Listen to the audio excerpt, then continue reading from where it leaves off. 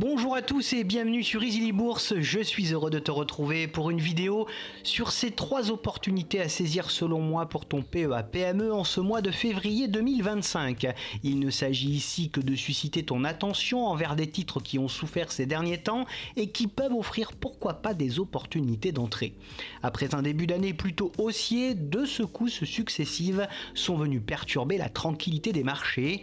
La première fut l'épisode éphémère DeepSeek et le second, les droits de douane imposés par M. Trump qui font trembler la planète entière. Quant à nous, Français, obsédés par l'idée de toujours plus taxer, le projet de loi de finances prévoit d'augmenter le taux de la taxe sur les transactions financières, la fameuse TTF, de 0,3 à 0,4%. La commission mixte paritaire qui étudie le texte envisage même 0,5% et les socialistes 0,6%.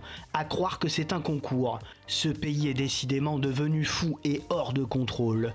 Du coup, petit conseil d'amis, si tu veux éviter cette absurde TTF et ces augmentations abjectes, tu peux te tourner vers les groupes dont la capitalisation boursière est inférieure à 1 milliard d'euros ou des groupes dont le siège social se situe hors de France.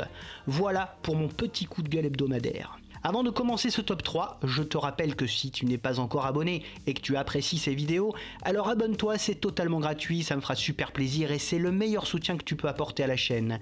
Et si tu veux te lancer dans l'investissement, je te conseille Trade Republic et Boursobank qui offrent de mignons petits bonus pour toute inscription.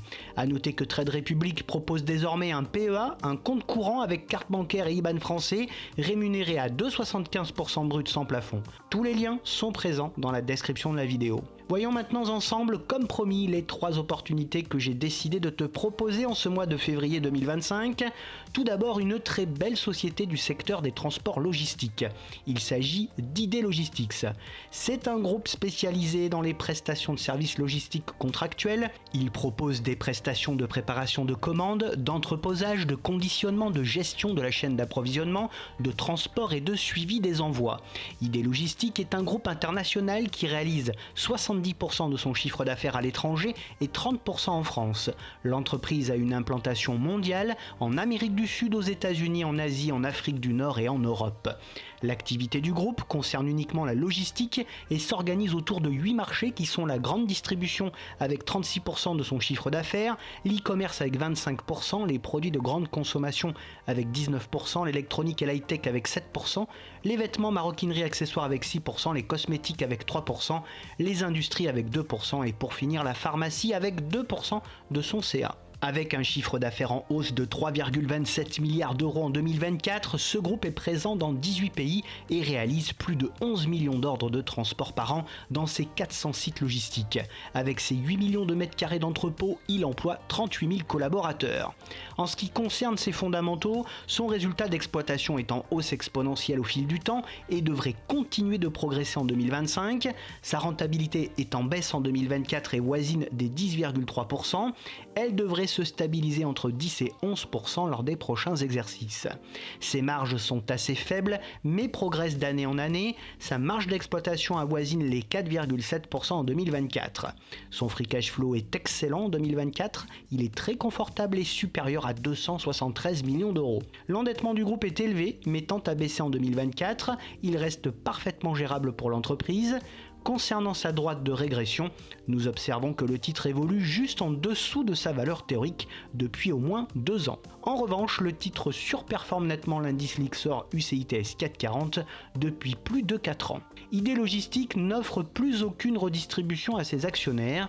Le groupe préfère investir dans son développement à coût d'acquisition bien ciblé. ID Logistics est un grand spécialiste européen de la logistique contractuelle. Il termine l'année 2024 sur une dynamique très soutenue avec les États-Unis comme relais de croissance majeur pour les prochaines années. L'entreprise a un haut niveau de technologie avec un positionnement fort sur la grande consommation. Son modèle économique est résilient et fortement générateur de cash, ce qui lui permet de conserver une bonne dynamique de croissance. En revanche, son rythme d'acquisition de nouvelles entités est soutenu avec des intégrations parfois coûteuses. Ses activités sont décevantes en France, affectées par le recul de la consommation, mais en partie compensées par ses activités aux États-Unis. Et enfin, le groupe est fortement exposé et sensible à l'obtention de contrats avec les grands clients de la distribution.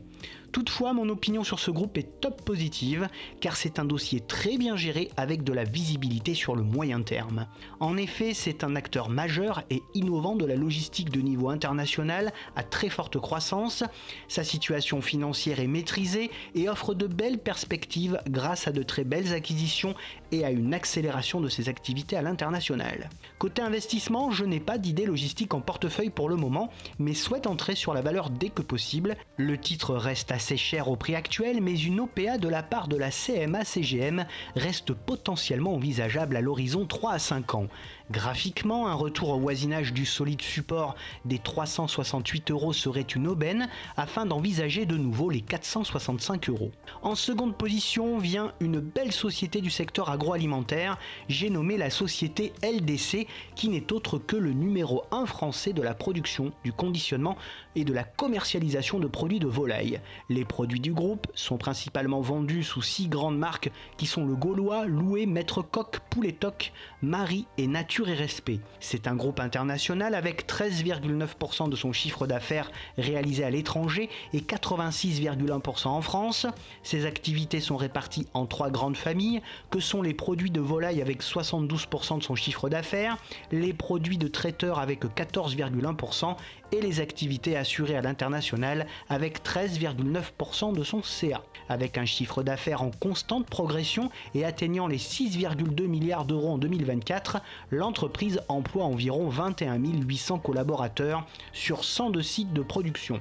Côté chiffres, son résultat d'exploitation est en très forte hausse en 2024 et progresse de 23,5% par rapport à l'exercice précédent. Sa rentabilité est également bonne et en hausse significative en 2024 où elle atteint les 15,2%. Ses marges, bien que relativement faibles, ne cessent de progresser au fil du temps. Sa marge d'exploitation est voisine des 6% en 2024. Son free cash flow, bien qu'en baisse en 2024, conserve un niveau élevé et bien confortable pour le groupe. Sa trésorerie est en hausse en 2024 et demeure très intéressante.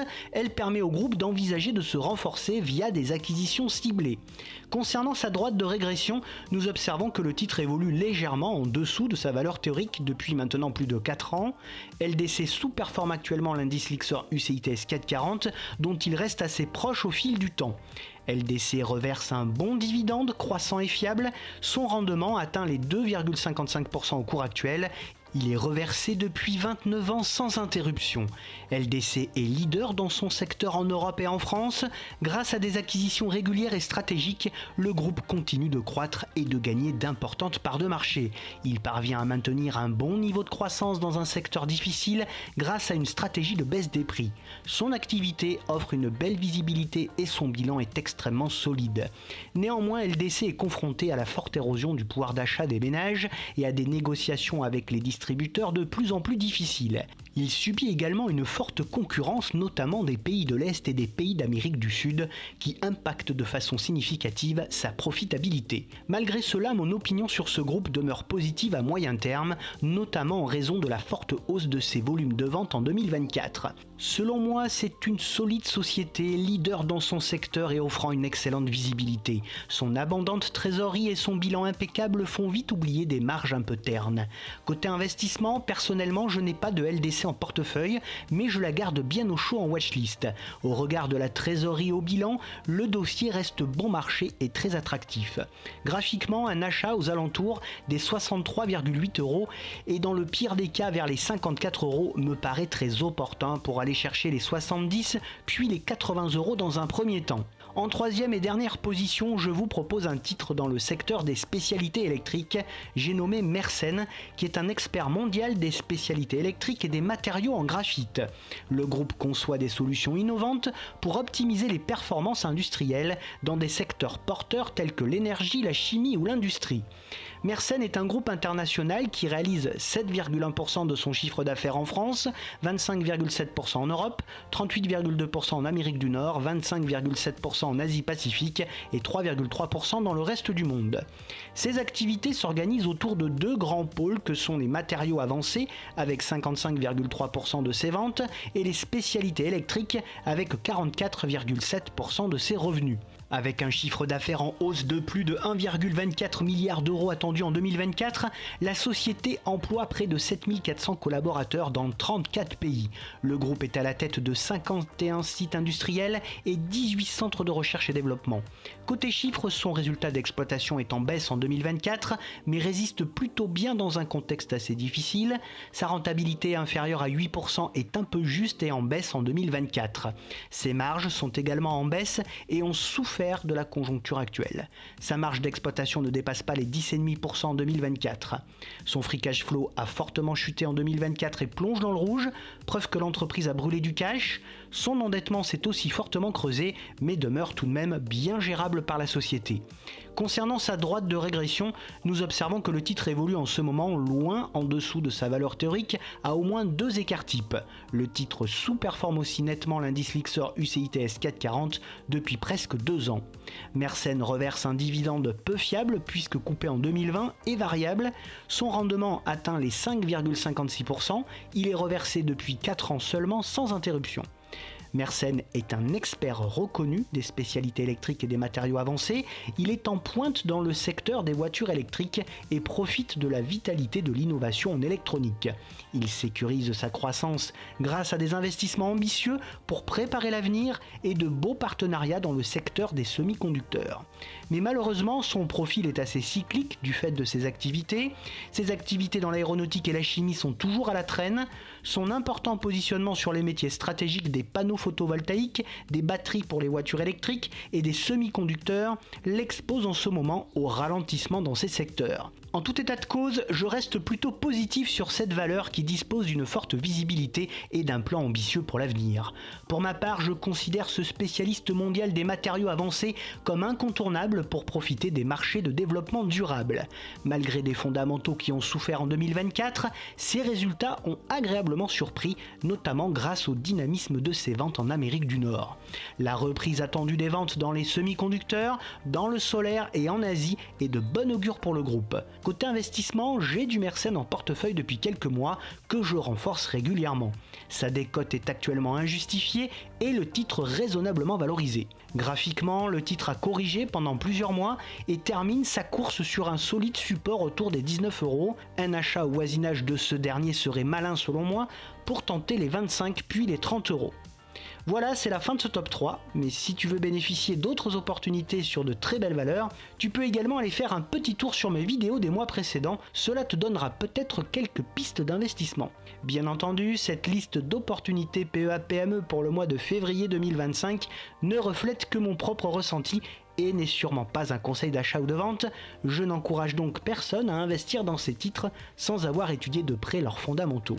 Bref, si cette vidéo t'a plu, n'oublie pas de liker, de t'abonner et d'activer la cloche pour ne rien manquer de mes prochaines vidéos. Et si tu veux suivre mes mouvements en temps réel, rejoins-moi sur Facebook, X, Instagram, Blue Sky et sur le site Morning. Vous pouvez également dès à présent retrouver sur la chaîne les analyses de bon nombre de sociétés. Je te retrouve très prochainement pour de nouvelles analyses et n'oublie pas en attendant qu'investir, c'est préparer ton avenir.